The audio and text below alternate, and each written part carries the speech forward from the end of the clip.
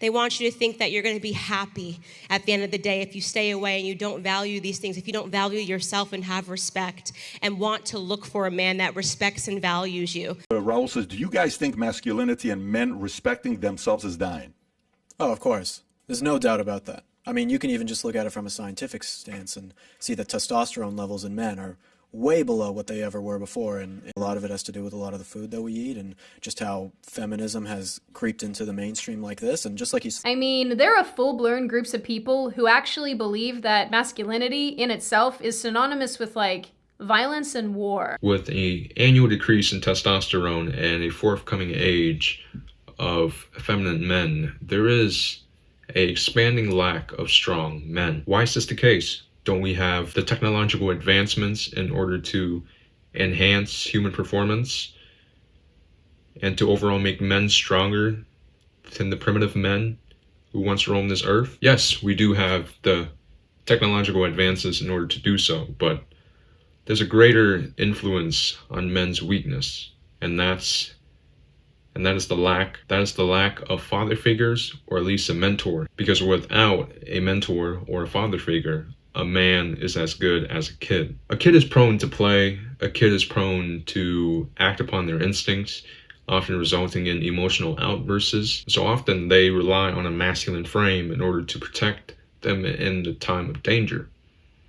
It's important for a kid to also be provided with the care and nurture of his father, because if his father isn't there in the early life of the child will grow up with no sense of direction. A strong father is a father that is completely obsessed with his mission, but yet could still sacrifice time in order to nurture his kids into fully grown, functional adults.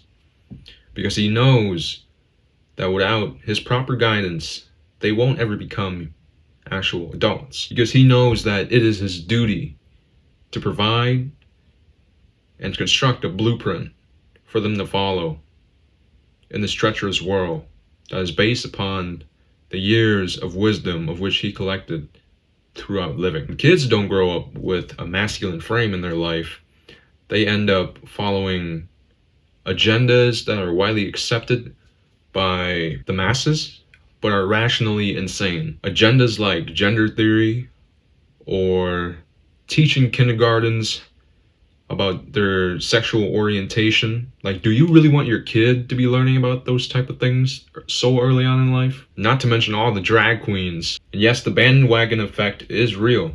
So your kid is going to feel so excluded when he doesn't have the proper number of iPhone or the designer brand that Jack has at school. He's going to feel so excluded, so left out, so alone. And with their natural instinct to fit in, they will do anything in order to fit in, leading them into a path of consumerism, of which will consume their lives later on. All right, before I move on, I want to say that I respect all the fathers out there who are hardworking and who are voluntarily suffering every day in order to provide food for the family that they love. But I think it's also irresponsible for fathers on the weekends to not spend time with their kids, to not socialize, and basically mindlessly consume media and alcohol. A solution to protect your kids is to teach them how to critically think. The ability to examine and filter out data and information that is coming from the media is deeply vital for not following what the majority of the masses are falling for. Chances are, if you're watching this and you're a man, you've been exposed to media and propaganda saying that men should be weak. It's totally not correct. So don't begin to believe everything that they say to be true, because at the end of the day, your life experience and wisdom, the most trustworthy piece of information that you could depend on in order to survive.